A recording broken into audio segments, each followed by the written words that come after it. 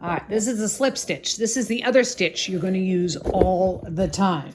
So it's a similar application to that hem stitch with the X that I just showed you. You're going to prepare your fabric the same way. You're going to turn it under. Sorry guys, technology, right? Am I right? Turn it under about 1/4 of an inch.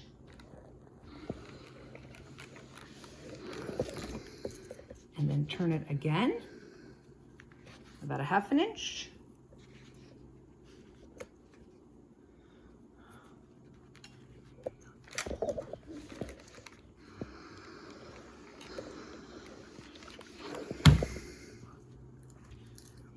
And you can certainly and should most definitely pin this if it's easier for you.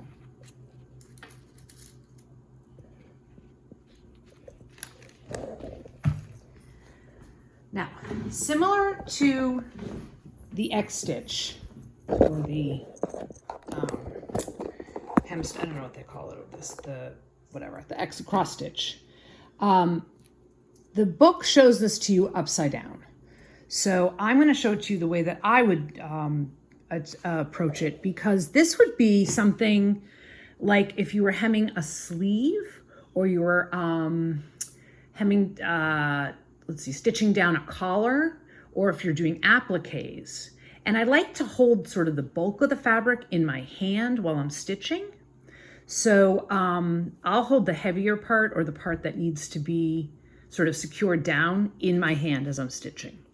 So with this stitch, again, you're going to be moving right to left, keeping the needle moving in the same direction in which you're moving.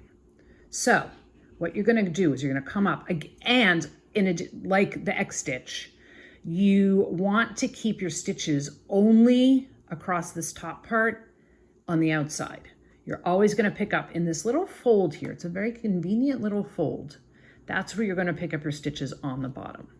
So put your needle in the fabric, moving right to left. You have put a knot in it already. I call this a ladder stitch as well, because I feel like you move up and down like a ladder. You're going to see where the thread came out, the exit spot right here. Can I do it? Oh, that's even better. Scary.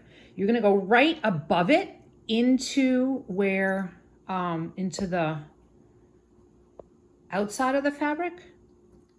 And then you're just going to pick up a couple of threads. And then you're going to go directly down from where you just were. Put the needle through the fold and then pull it through. Okay, you're making teeny tiny little stitches. Sometimes this is also called a blind stitch. And because you can't see it once you pull it tight. So as you go, you're going to kind of pull it tight. Again, up, you were up above. You're going to go down below.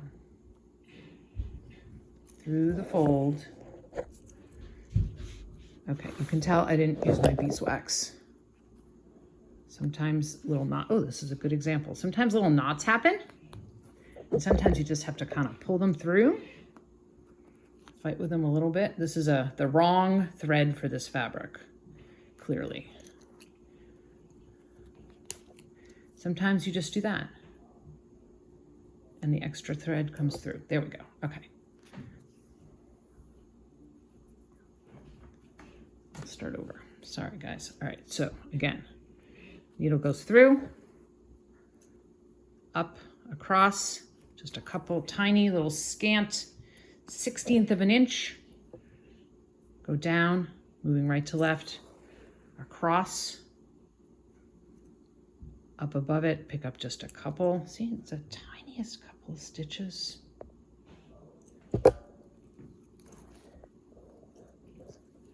And down.